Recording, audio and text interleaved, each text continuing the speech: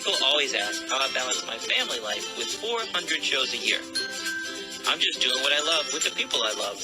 It's my magic life.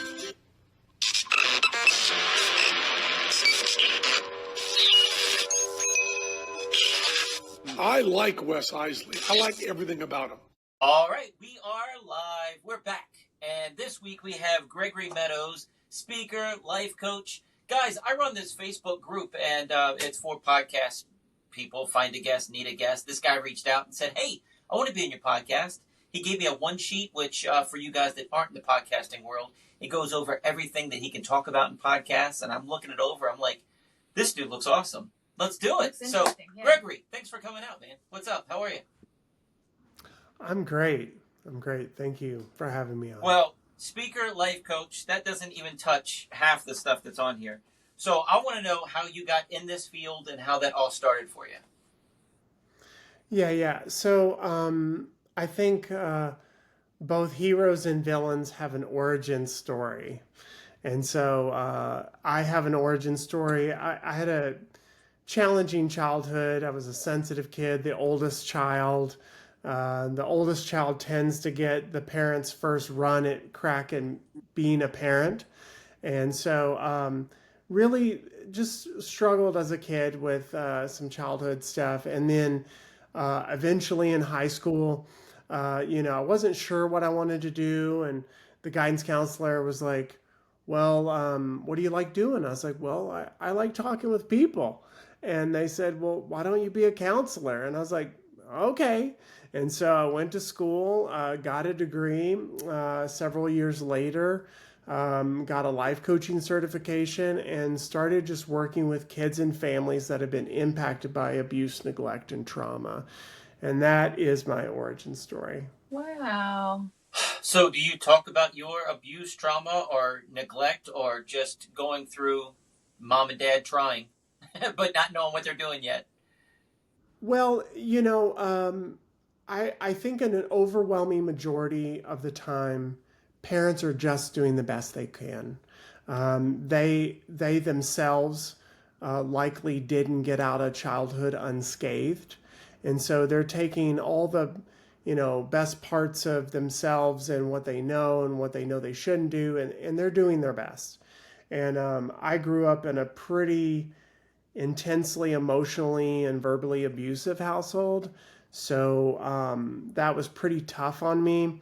And so just coming from that, I have a saying, out of your greatest wound can come your greatest gift. And so my ability to hold the space for other people's sufferings, because I held the space for my own suffering, even as a child. And I think children shouldn't have to hold the space for a whole lot of suffering of their own, much less that of your parents and things like that. So you had, how many siblings did you have? I had a half brother that I grew up with, and then later on a half sister. Okay. And do you get along with your parents now? Yeah, we have a great relationship now. I think, when you move into adulthood, you build the friendship, right? That you may have not had when you were younger, or things like that. And so now I'm on good terms with them. We still talk weekly. I'm a person who believes a lot in just remaining connected and pouring into relationships that are important. And so we're on good terms now and everything like that. Awesome. You have stuff in here about men's work and, like becoming a man and being the man you should be. I do magic for a living. I feel in my heart I'm a 7-year-old kid. Maybe I'm up to 13 now. But okay. What is your definition of a man? How do you become a man? Do you talk about that in your, I want to know. Yeah. So that's a very, very big question to put in a box. But I think as sons, we need mentorship and guidance.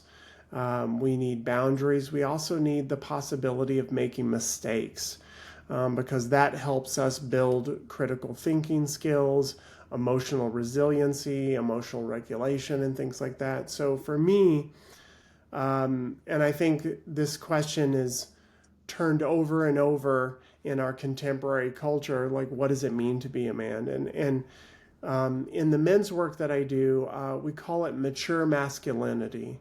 So men who do the right thing even when it's difficult, even when no one's watching. I believe that a man reaches out for help and asks for help, especially when they're struggling with any sort of issues, family, personal, professional, things like that. And I think that just always seeking a higher level of accountability, self-discipline, and courage. That's good. The asking for help thing you have a hard time on.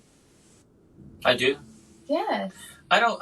Well. Yes, you do. You've admitted it. Yeah. Like what? I Give don't me an want to example. help. I don't want to ask them for help. Just little things like we don't know how to do something. I'm like, well, ask the neighbor. I know he knows. I don't want to bother him. I don't want to bother neighbors. Yeah. I don't want to bother neighbors. So, yeah. Yeah. Well, and asking for help is it's something in the culture of men that we are not encouraged to do. And I think as men, we tend to look at things as like oil changes. Step 1, step 2, step 3, step 4. That's it. And that is not an applicable process for everything that we are doing in life. Some things, sure, like how to change out a tire or something like that. But sometimes there are these very nuanced things that asking for help tends to be situational. Like, how do I talk to my partner about this? How do I talk to my child about the birds and the bees or a potential divorce and things like that? So I think in the culture of men and masculinity, we are not encouraged to ask for help. And we tend to try to figure things out on our own, which some things you can Google and some things you cannot. Right. Yep. And in some things, if you just ask for help once and you learn the process, then you've got it. If I need a tool, I'll just buy it. I figure I need it once. I'll need it again some other time. I don't want to borrow stuff. I don't want to bug people. Tag on it. Yeah. All right. So I don't know. You got everything. So you help everybody with relationships and families and children. And so do you have a practice? Do people come to you, or do you go to them, or do you do it all online? Mostly virtual, and I work with single parents, partnered parents, two-parent households, foster to adopt families, kinship families, grandparents. I also teach virtual parenting classes, and we get referrals from different organizations. So with the, I want to dive deep. I always put it on me. So sorry if I'm bringing it on me. I don't know what else to do, but I'm thinking of my own daughter, right? So when COVID happened, we sat her down and told her, these people believe this, and Mom and I don't think that way, but that's what they think, and that's what's going on in the world, and these people are doing this, and we really tried to lay everything out and told her our beliefs and how everything was. Yeah. If we have something happen, somebody passes away, we usually sit down and have a family talk. We had a babysitter, like a substitute babysitter, drop our baby when it was about 8 months old. 8 months old in a parking lot. She passed out and the baby fell in the parking lot. I'm going to a magic show.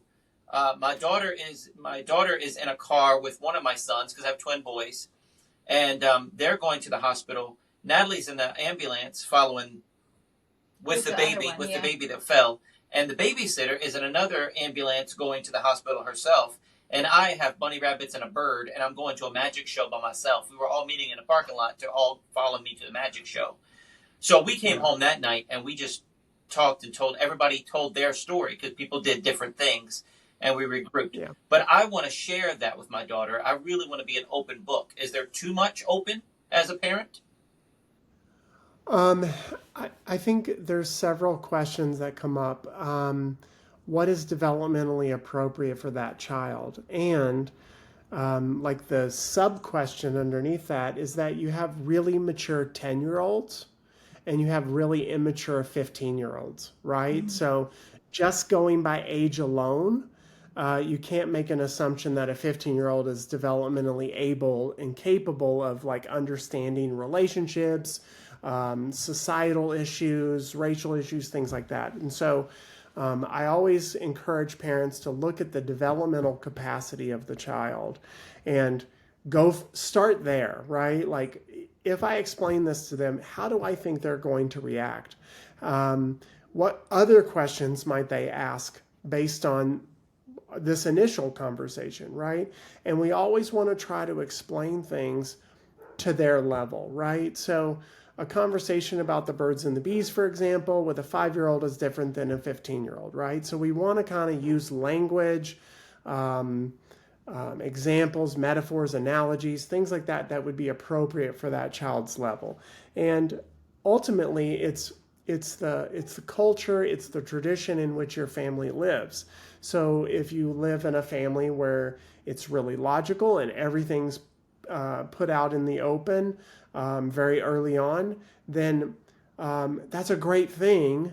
And also, there might be some repercussions, right, of like explaining things a little bit too early, or maybe waiting too late to explain things. So I think it always depends on the circumstance, right, and whether it was a traumatic thing to explain, or if we're explaining something that's a little bit more simple to kind of unpack. I don't remember how she found out how mom died. How did she find that out? Well, we had that little period and we were telling her that Mima's not doing so good. Yeah. Mima's not doing, And then it didn't really click when we did tell her until one night when she was in the middle of the bath. I had to give her a soapy hug. It finally clicked that she wasn't going to see Mima again. Yeah. It took her a little bit. She was probably 6 then, though. Yeah. 5 or 6, yeah. So, what do people come to you with their challenges? Are you allowed to divulge anything that you've worked on lately, or something that really sticks out?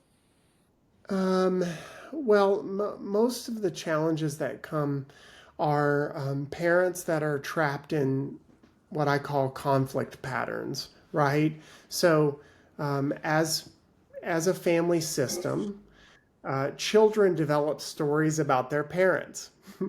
I can go ask dad and he's going to say yes. I know if I ask mom first, she's going to say no, right? For example, right? So children develop stories and experiences based on experiences about parents. And parents do the same thing. Oh, they're slamming the door again. They're just being angsty, in a mood and things like that. So parents and children develop stories about each other, but on a deeper level, they develop stories about themselves as well, which complicates the matter, right? So, so I help untangle those stories for parents mostly, right? Because unless it's kind of a teenager, and then we could sort of unpack the stories that they have about their parents and stuff. But most of the time, it's unpacking stories that parents have subconsciously developed about particular children. Like, oh, this is the responsible child, and that's the story that I tell them. Or this is the child that never needs discipline, and so maybe I don't give them as much attention as this child over here, right? So we get to unpack those stories and kind of see how those stories impact a family system, right? How does this story about my child impact my partner, for example, and things like that? Kind of get into good cop, bad cop, things like that. So we talk a lot about just stories. We talk about generational trauma, because a lot of times parents parent either because of their parents or in spite of their parents. And so sometimes, let's say a child who didn't get very much growing up grows up to be a parent that gives their child everything, for example, right? And so now we've got another problem to entangle, because the child's used to hearing yes, yes, yes, yes, yes. And then when that first no comes, oof, DEFCON 1, boop, and things, explode and blow up, and they are not able to regulate themselves because they're not used to hearing the word no and things like that. So we unpack all kinds of different things in the work that I do and the parenting classes that I teach. Are people required now when they adopt or foster? Do they go through counseling first? Are they required to go through counseling? So, from my understanding, there are kind of two levels of foster parenting to adopt. There are parents who go through official training and they go through an adoption agency and they have to meet certain requirements. And then there are families or adults who don't necessarily have to go through that level of training, but there are sort of consequences to both, right? So if you do the training, you can get a stipend. If you don't do the training, you don't necessarily get a stipend from the county or the state. So I usually recommend with fostering children because you can be fostering children that have trauma, that have neglect, and that manifests in all kinds of ways, from hoarding food to maybe never having a bathroom to urinate in, and so they urinate in the bedroom and stuff like that. This is difficult trauma stuff.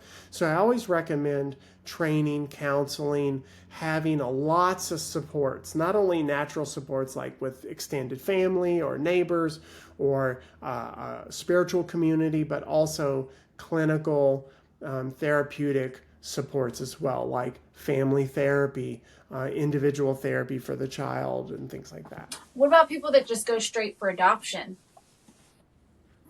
I still think that it's a great investment because depending on where you adopt, at what age you adopt, Right. there's all these, even with biological children, there are hurdles at each stage of development that we go through. And when we are adopting children, there can be a lot of challenges with, well, where's my bio parents? Why didn't they love me?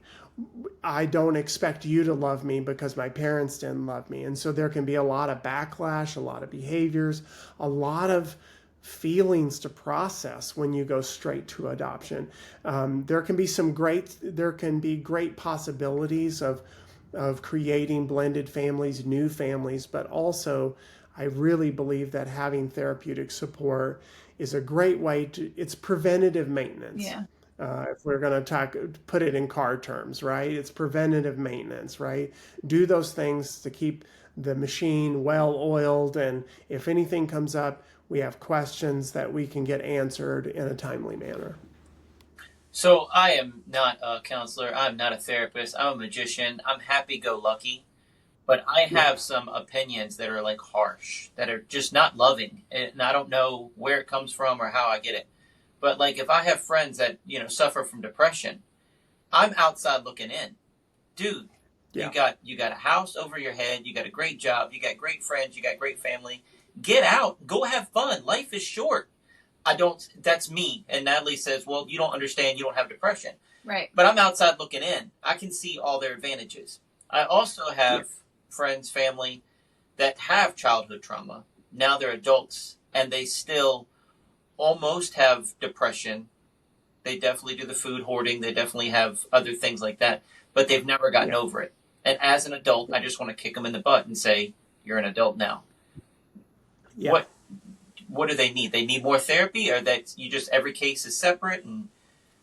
Well, I think that most people don't know or may not know that the first 2 years of a child's life predict the last every year going forward. So there's something called the ACEs score, and the ACEs score is 9 At 3-year-olds. point. Do we miss something? We have 3-year-olds. We didn't mess up, did we? Well, you're going to find Okay. out. And then you guys can call me in 6 months. For a whole summer while they were infants. They were 1. It was awful. Yeah. I hope that didn't mess anything up. Okay. All right, let's go. Well, and here's what I will also say. I'll caveat this now, and then we'll go back. Is that children are extremely resilient. Their brains are neuroplasticity esque, right? So anything that happens in those first 2 years, it can have an impact on the rest of their life, depending on how traumatic that experience is. And two children can have the same traumatic experience, and genetically they respond differently. One child grows up and says, hey, I had a tough childhood, but I made something of myself and now I'm a multimillionaire. And that same sibling That's you. could have grown up in the same household and responded differently. Hey, I just can't seem to get it together. I'm struggling. I can't seem to forgive our parents for doing this and that, okay? So the first 2 years of a child's life, it's really important to create what we call secure attachment. And that comes from John Bowlby's work in attachment theory, right? So when children need love and attention, hugs, they need questions answered, they're frustrated with buttons on their shirt, parents being there creates this secure attachment to where later on in life they feel equipped to go into the world and build healthy relationships, face adversity, emotionally regulate themselves. And so those first 2 years are the most vital in things like that. And I think, two children, even born in the same household, have different genetic predispositions, right? And so maybe this child over here did not get the right genes to be able to handle stress the best, right? And this child, the older child or the younger child, got these genes and they're more resilient. So my encouragement to you is to use empathy, right? Like, in most of us in the first world, we're complaining about first world problems. Like during COVID, I saw so many people complain about Starbucks being closed. And I was like, Yeah.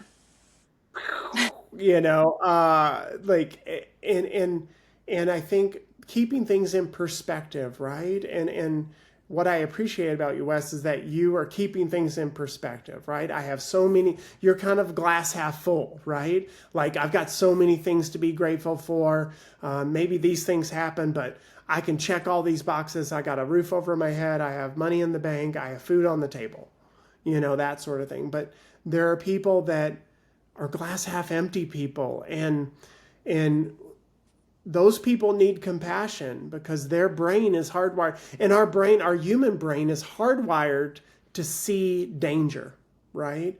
And so danger could be not just a hot stove, but it could be, oh, my boss looked at me funny when I gave him that report. Oh my gosh, I'm probably getting fired on Friday, right? So we interpret danger differently depending on our upbringing, depending on how our parents interpreted danger, right?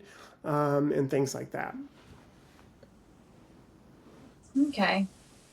So we may have navigated the hospital thing okay. Yeah. I mean, we tried. We Yeah. tried. Golly, that was horrible. Yeah. Yeah. But it's funny that the first 2 years, because looking back, you don't remember being 1 and 2 years old. Right. But it's in your, and you said it's genetic. We have identical twins that are totally different personalities. Right. Totally. Yeah. One throws temper tantrums. The other one is totally different. When he gets mad, he acts totally different. Right. Yeah, there is genetic testing that you can do for children and stuff, sort of contemporary, not just like 23andMe kind of stuff, but more you can do genetic testing that will look at stress genes, look at dietary genes. Maybe one child has a sensitivity to food dyes, for example, and the other child doesn't, right? So there is genetic testing that if you want to dive deeper into that, you can find out all kinds of different things from anxiety, stress, cardiovascular health, sleep health, things like that. So, but yeah, I think, my curiosity is, how did you guys navigate the hospital thing? Do you guys feel like it's a closed event, or is it something that's still kind of you're processing? So I know for a fact Still it caused processing. a little trauma for my daughter. Yeah. I know it did. Still Um, processing. Yeah. She was in the hospital for 40 some days, blood clots in her lungs, pancreatitis, crazy numbers of pancreatitis. Yeah. And I was doing shows. It was during the summer. So I told you I had 183 shows June through August. So I'm getting up in the morning, getting the house opened up, everything ready, and grabbing my daughter, grabbing the animals, and going to do shows. My babysitter is at home with my infants. She's our niece. Yeah, she came on. She signed on when we found out we were pregnant with twins. She's like, "I'll help you," and I was like, "Great, you're hired." So she was coming on the road with us, doing watching the babies while we were doing the show. So and you had Wayne breastfeeding by then. Oh yeah. Yeah. So and then I would come home, drop off the animals, drop off my daughter, drop off whatever groceries the house needed, and then I'd go sleep on the plastic couch beside my wife. She one night asked me, was she going to die, but it took her 5 minutes to get the sentence out. And then her eyes rolled back in her head, and I thought I'd lost her. And I had a show out of state, and my daughter's behind me, and everybody's calling me, and I'm talking to my friends as I'm driving down the road, and I'm sobbing, and she's hearing everything I'm saying. Usually she has earbuds in, and she's watching TV, but she unplugged. She was listening, and she saw Dad had traumatic experience over that. I thought I lost my wife. So I know that messed her up in a way, I'm not saying I'm not saying she has traumatic injury from that, and she's but I guess she learned the vulnerability of life at that point. She learned that mom's not a superhero. I guess. Right. Yeah. She's not invulnerable. And they brought the kids in to visit as much as possible. Which for me wasn't enough, but it was the busy time of year, So, but luckily, you have things like FaceTime now, so I could talk to them pretty much every day over the phone. It's not the same, but at least I could see their faces. But yeah, it wasn't easy. I mean, and I'm getting like 3 hours sleep. I mean, I'm getting up at 5 a.m, leaving the hospital. I'm an hour away from the hospital, and then going on the road all day long doing shows. At one point, I called her and said, "Hey, I cannot make it to the hospital right now. I had to pull over in a school parking lot and just take a 45-minute nap. I wasn't going to make it home." Right. It was crazy. But we had a community of family and friends that stepped up and supported, brought food over. I mean, I don't know how many times your brother, but I hear stories about your brother bringing over watermelon, and they just dug into that. And so that's memorable. I know my parents came when they were able to with, they have my sister's kids. So when they were able to with the kids' schedule and my dad's work schedule. So we did have, positive things happening as well. But yeah, it was rough. And I think 2 years later, we are definitely still processing and trying to figure it all out. But yeah. And she's still not 100% out of the woods. She still has bad days that she's just gone. Yeah. They don't know what it is. Now we don't know what it is.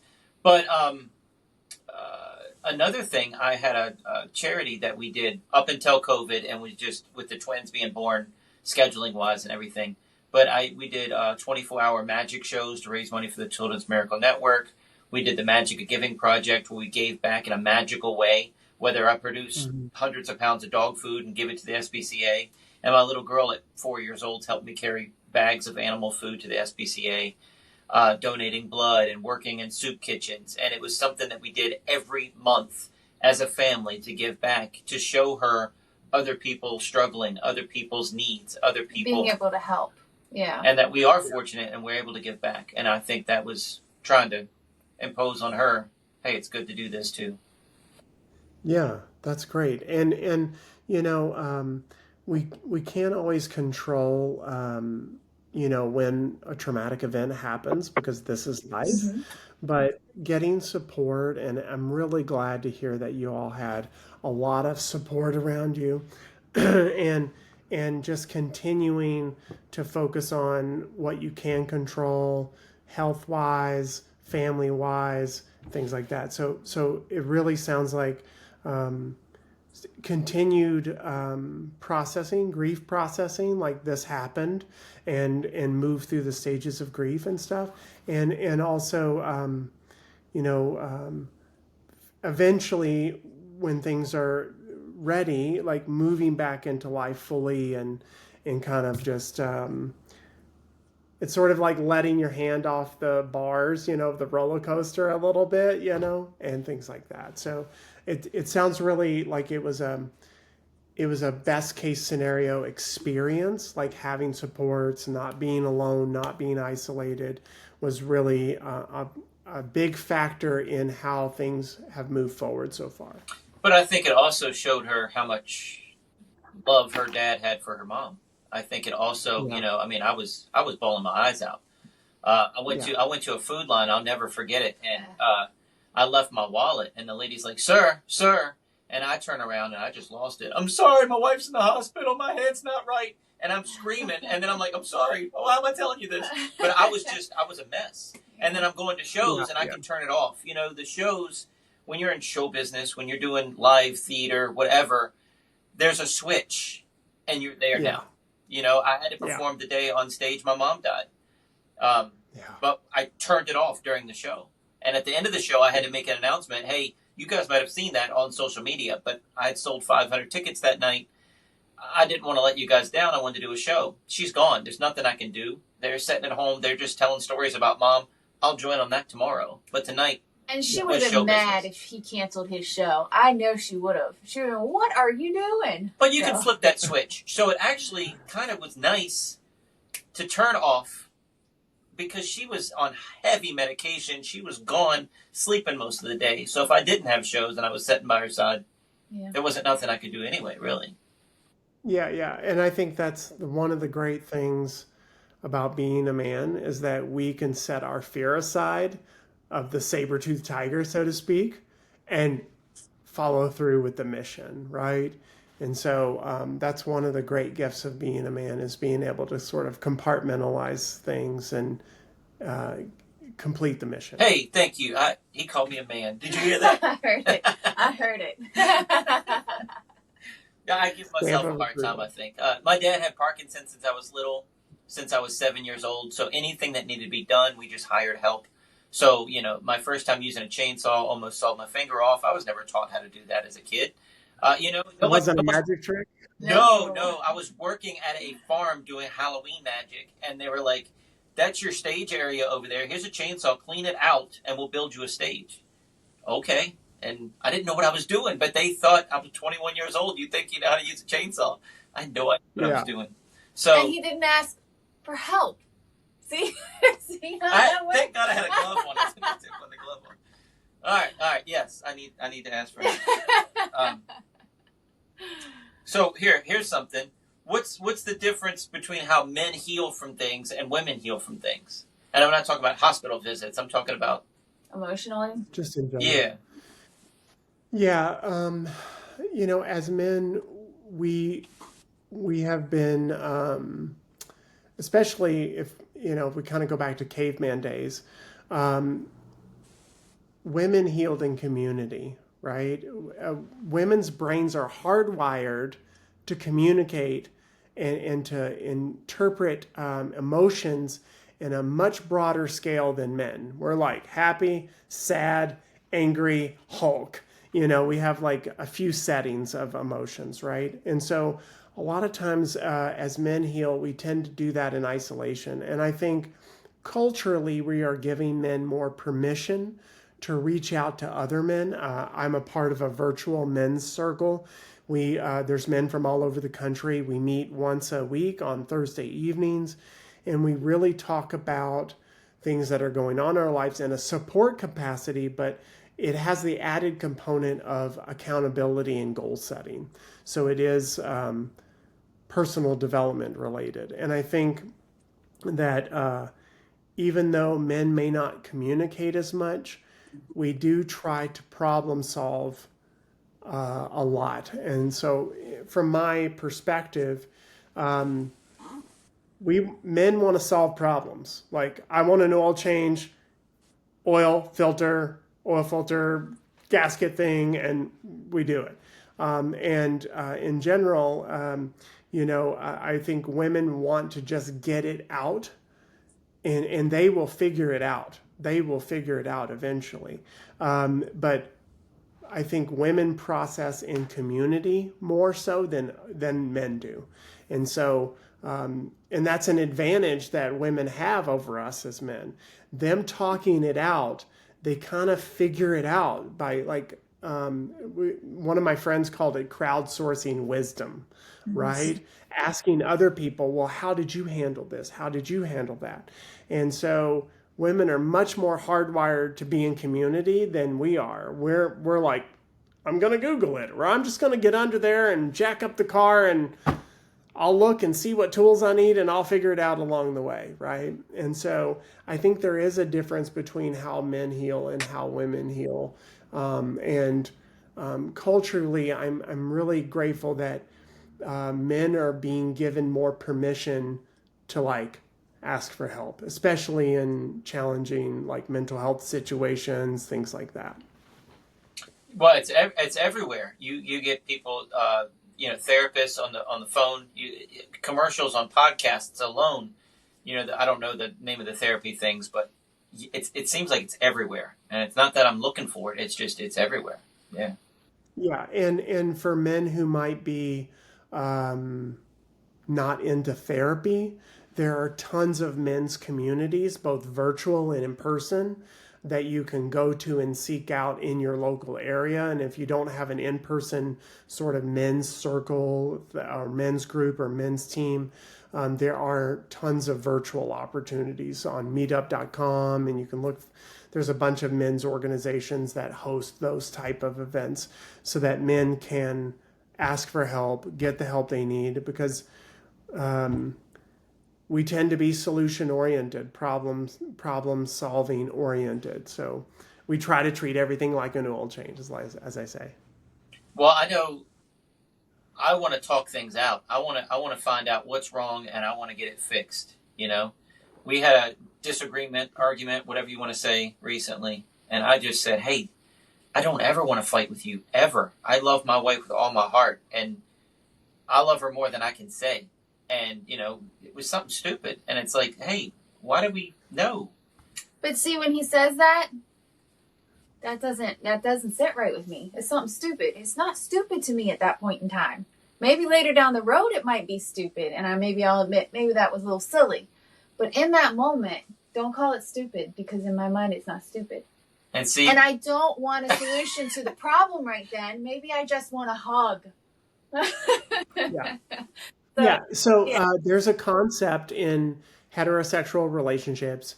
In the Christian culture, we call them traditional gender roles, right? But there's this concept, a contemporary concept called polarity, right? And women hold the feminine pole of polarity and men hold the masculine pole of polarity. And sometimes women don't need us to fix it like an oil change. They need our presence. They need to know that in the midst of this chaos that's going on within them, that I have someone that I can rely on that's an anchor for me. And sometimes just holding their hand, just hugging them, just looking in their eyes for 30 seconds or 60 seconds and just being that masculine presence, sort of protecting the container of the relationship is what they need. And then when they're, because, and this just happens for all humans, but like when we're in fight or flight mode, we go out of our thinking brain and go into our lizard brain, right? And so we're in fight or flight mode. And so sometimes just the presence of your masculinity it will help bring the feminine out of fight or flight and into their brain, because they're going to figure it out. They're going to figure it out. If they can't figure it out, they're going to crowdsource it and ask someone else or Google it or whatever, right? So sometimes, and she's sharing this, like sometimes I just need you to stop what you're doing for 30 seconds and hold my hand or give me a hug. And when her emotions kind of settle down, like, hey, babe, when you're ready to talk, I'm here. Just let me know, right? Yeah, that didn't work. I tried that too. She thought I wasn't ready yet. Oh, okay. I was reading the room. I was not ready yet. Yeah, so you give the blank. Honestly, I've had other marriage counselors on the podcast, and I've told them I don't think there's a better relationship than me and my wife. So when we had a little thing, and I told her, no, honey, you were doing this, and I was doing this, and we were talking, but we weren't connecting at all, and it was just something. You say now it's stupid. I don't even know. Okay, but that's not us, right? And I'm saying I don't even want one argument ever, and that's unrealistic. Yeah. but we love each other so much. We're together 24 hours a day. Our kids are seeing stuff. I don't want to argue in front of them. I don't want to argue behind them. I don't want to argue. I love her with all my heart. So, and that's why I try to talk it and fix it right away. Right away. Yeah. Right away. That's the problem. So yes. So the discomfort that you're feeling, Wes, you want to solve that right away, and maybe it's something that you need to sit with just like long enough to like, because your fight or flight brain is going off, right? Like, I need to fix this. I need to kill the saber-toothed tiger. I need to trap it. I need to run. I need to go up a tree, whatever. And that is our, in our culture, I think a lot of men, we really struggle, including myself at times, we struggle with the emotions of our partner, right? And we don't know what to do. And sometimes there's not anything to do except to be present and to say, when you're ready, I'm here. Let me know when you're ready to talk, and I will come to talk, or I will come to listen, or I will come to problem solve. A great question that I ask a lot is like, do you need me to listen in this moment, or do you need me to solve the problem in this moment? And that shifts my gears a little bit of whether I go into problem solving or listening mode. And so sometimes that can help.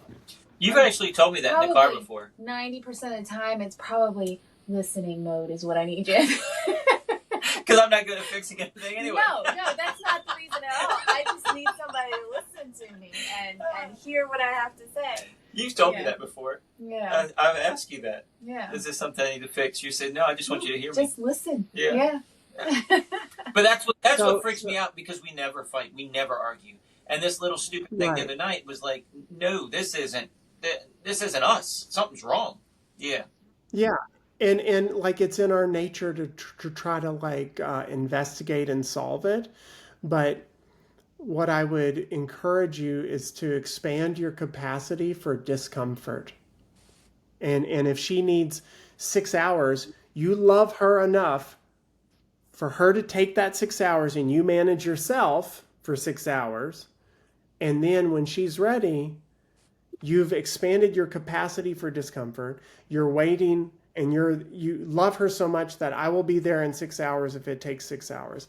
I love you, and I will wait 20 hours if it takes 20 hours. Or, if we're doing shows, maybe we can't talk about it for 2 days, but I will be there in 2 days, ready to love you and listen. Does that make sense? Yeah. It does to me. It does to her. I don't like it. Yeah. Did I tell you I'm like a 7-year-old kid? I'm maybe up to 13 at this point, so it's hard. Yeah, you did mention it's that. Hard. You did mention it's that. hard. Yeah. It's okay. I don't know. All right, let's go over the list here. Let's see what else is there anything you want to talk about that we haven't got to yet before I go through this? No, I think two things that contemporary issues, I think, in our culture with children that are old enough to use screens. Two big things that I come up to is social media use. A lot of parents are like, do I give my kid a screen? Do I give them social media? And I think for every family it's different. But, the Surgeon General in the United States did say that, like, social media can be harmful and has been shown to be harmful, and it increases rates of anxiety, depression, suicidal ideation, things like that. So if parents are going to allow for social media and screen use, I definitely recommend having structure around it and safety and security, right? Because even when a child takes a picture of something, people are very savvy on the internet and can find out all sorts of things from that picture alone. So just creating structure, creating safety and boundaries around screen time usage is always a good idea, because you are the stewards of their life and their safety and their experience. So definitely something to research and discuss with your partner, or kind of look it up on the internet and see what seems reasonable for you and your family. The other thing that I see more so in contemporary culture than maybe, say, in our generation is sometimes parents want to be friends with their children, and this creates a lot of difficulty later on, right?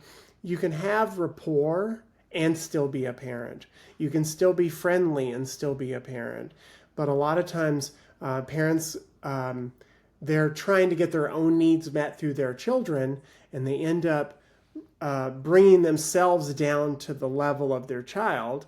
And then when it comes time to be a parent and to implement rules, boundaries, guidelines, things like that, children will rebel and things like that. So I always encourage parents to be parents until they leave the home, until their children leave the home. Then you have the rest of your life to be their friend and things like that. So we have a 12-year-old, and she's on her phone all the time. But we only allow her on YouTube Kids. Yeah. And she doesn't have any social media stuff.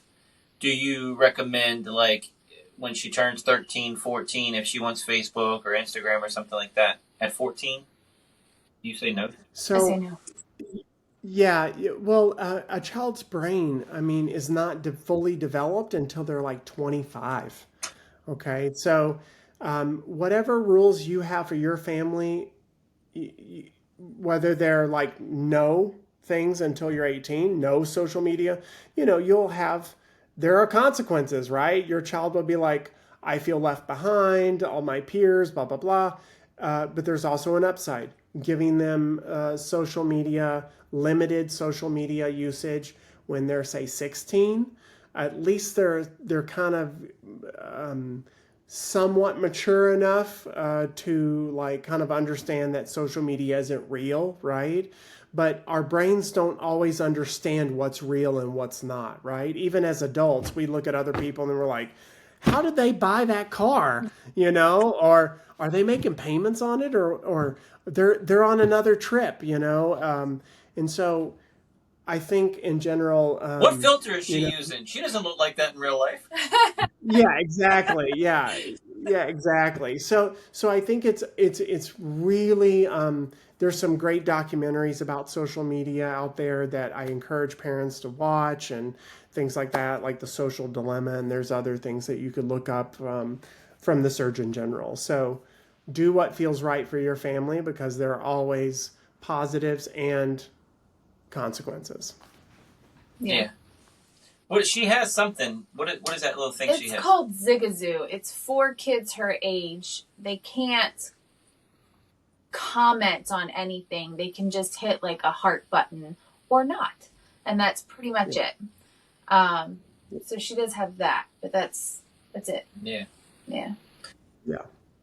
But Facebook, I feel, is just like, or Instagram, I just feel like it's just free range, and I feel like at 13, 14, you're 16 even, you're still coming to know who you are and figure out, and just the insecurities, that scares me. Look at your day to day as a freshman in high school. I mean, that would be embarrassing for the world to see. Right. It would. Yeah.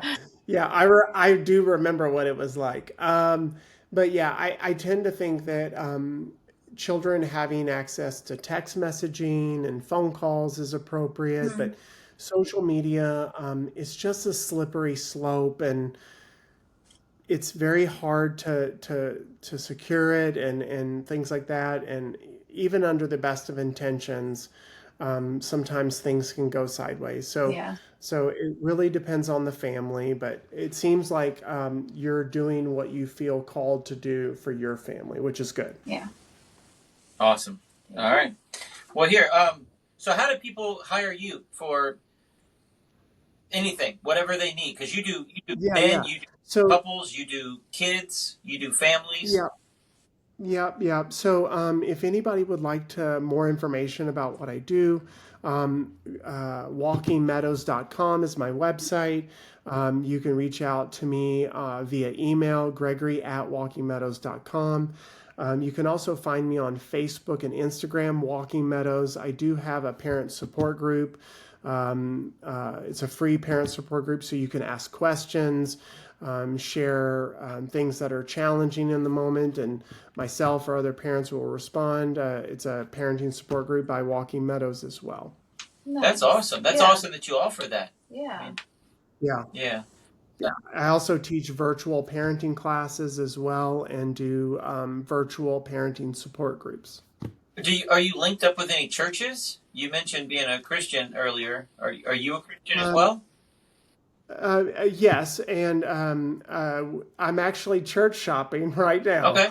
There you um, go. in Denver, Colorado. So just going around to different churches and stuff. But yeah, always open to like making new connections with organizations, churches, entities, things like that. So you mentioned grandparents earlier. Do you help grandparents as far as like when they take on their grandkids as parents? Because that's a hard. Watching my parents do it, I know they've struggled because they're like, well, I have to be the parent, but I also want to be the grandparent and spoil them a little. But darn it, I have to be the parent. So it's got to be. And then they feel bad because she took on 4. Yeah, and then they feel bad because my kids come over and they want to be the grandparent and they want to spoil those grandkids. But then they feel bad because they have these kids that they have to treat as kids, but they're also their grandkids. So it's like this whole, woo. Yeah. Yeah, yeah. It's a difficult dynamic for grandparents who are being second time parents, Yeah. right? Like you raised one set of kids in a particular generation, right? So you kind of had some clue of what's going on. And okay, like when we were growing up, we were out in the front yard, the backyard, in the neighborhood, and there was no worry. Come home when the lights are on, right? When those street lights come on. But it's a different world. It's a different generation. So having to kind of navigate it in a different generation can be challenging. And I think also, each child is different, right? So some kids need more supervision. Some kids need less supervision. So navigating that is, again, important for grandparents to have supports too, right? So like, asking younger generation people like, okay, I'm parenting these children, what do I need to know? I'm struggling with this, how should I respond to this, or what do I need support with, and things like that. So it definitely is a difficulty, and I have never seen a grandparent that's like, oh, this is easy and this is fine and no big deal, right? Because they're also in a later stage of life where we traditionally think, oh, I'm going to travel and I'm retired and all that sort of stuff. So when they have to kind of shift gears back into what they did in their 20s and 30s, maybe, it can be difficult for them as well. So that's why I always recommend getting some sort of support, whether it's through church or through professional therapy, things like that. Yeah. That's what Natalie sees stuff go down that her parents would never let her get away with, and she's like, she's waiting for it to happen, but they're too tired. Yeah. Just let it slide. Like, whoa, wait a minute. Right. Yeah. The younger kids really do have it a little bit easier because parents are just so tired from the first, one or two kids. That by the third time they're like, well, you're probably not going to lose a finger and die. Okay. Yeah. Wow. All right. So we still have 8 minutes, man. I want to milk everything I can. So we talked about your one-on-one coaching, family challenges. So kid-facing challenges. What challenges do children have? Little kids. What are you talking about with kid challenges? So I tend to focus on kids that are in the sort of 10 to 18 demographic because their language is pretty developed, right? And they can, but younger kids, younger than 10, they're sort of figuring out rules and boundaries, and maybe they're like struggling with friend groups and things like that. So we can talk about bullying. We can talk about challenges with siblings, like, oh, my older brother always picks on me. We can talk about self-esteem. We can talk about life skills where, maybe they need to learn how to, maybe they're feeling a little socially awkward. And so I might work with them on, hey, let's go out to Starbucks, for example, and you're going to order your own coffee drink. Things like that. Just kind of practicing with them the deficits that they not only feel that they have or may reveal, but also what parents are kind of like, hey, I think my kid is really struggling with this and that sort of thing. So I would work with a kid or adolescent to really sort of help them understand themselves, the world, and communicate that in a developmentally appropriate way. Well, I remember Joe Rogan on one of his podcasts saying that when he was like 18 years old, he went to cash a check at the bank, and he remembers like full body shaking, like he was just scared to death of the bank teller. He was just going to cash his own check. It wasn't like a third party check. It was just doing adult things. People aren't trained. They aren't, we take our kids everywhere and we try to show them the world and try to open their eyes, which is cool being a life of a magician. They've seen theaters. They've seen county fairs. They behind the scenes of all these places, and museums and, television studios. I mean, they've seen a lot. Yeah, and that makes them more well-rounded adults. Right. They're not, when you give children a chance to try things and fail, that really helps rebuild their own confidence and their own critical thinking skills. So I think it's really great that you're doing that and traveling and giving them opportunities. Like, I'm working with a teenager right now, and so we do like grocery budgeting.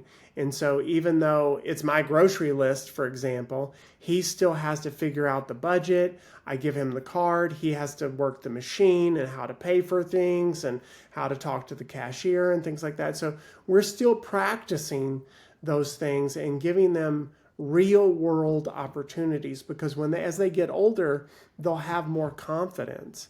And when they have more confidence, they will be able to stand up to peer pressure, bullying.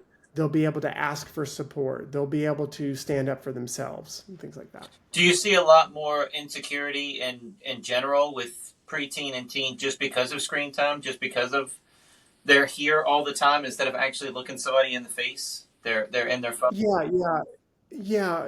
Unfortunately, the social skills that we had to develop as a child, if you're a Gen X or a Gen Y, are not the same social skills that you're developing now as a kid, because kids are on screens 6 to 7 hours a day on average. That's just the average, right? Between school, come home, they're on social media, they're on Discord, Snapchat, all these things, TikTok, whatever. That adds up over time, right? And if they're not engaging in the world, they're not developing those social skills. And I've seen children that really even have trouble ordering their own food at a restaurant, right? And so that's why I always encourage like moderation of screen time, trying new things, with support, right? Like, hey, you're going to try this new thing and I'm standing right next to you in case something happens or you have a question, right? So I think we try a lot of that. We do a lot of that. We try. Yeah. Lana hasn't done budgeting at all, but she's 12. But she has done 10% savings, 10% tithe. Yeah. But that's good. Yeah. That's a good start. Yeah. That's a good start.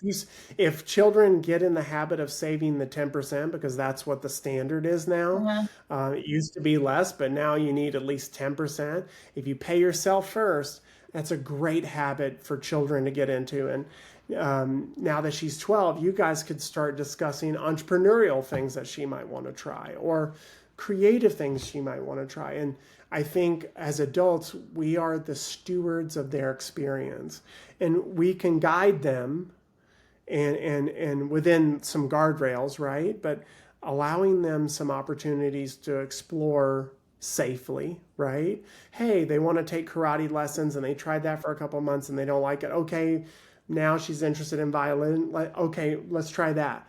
And allowing children the safety within a home and family context to experiment and try things, it just gives them more confidence later on that,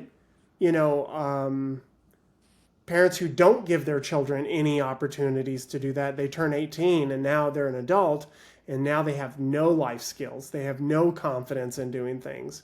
And it really creates sort of what I call like a second puberty from 18 to 25, them kind of developing and trying to figure things out when that could have been done earlier. And so I really think parents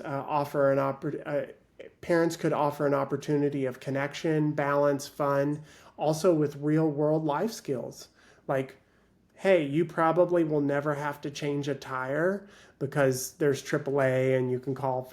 But that one time that you're out in the middle of nowhere and it's going to be 4 hours and it's getting dark, you will need that skill, right? And so being a little intentional about life skills is something that I highly, highly suggest. Yeah, we broke down in West Virginia, and the cell phone didn't work there, so you had to figure it out. Yeah. Yeah. Yep. Yeah. Yeah. Anyway, hey, thank you so much. Here, I gotta push a button here. Thank you so much, man. This was awesome. Gregory Meadows, guys. Walking Meadows on Facebook. Walking Meadows on Instagram. Website is walkingmeadows.com. Yep. Perfect. Awesome. Gregory, thank you so much. I appreciate this. This was awesome, dude. Yeah, it was. You're welcome. It was my honor. Thank you. Only thing we have left to say is see you next week. Check us out online at wesiseli.com and patreon.com/Wes_Iseli for behind-the-scenes videos, blooper videos, never-before-seen footage, discounts on merchandise, magic trick tutorials, and more. That's Wes Iseli, spelled Wesiseli.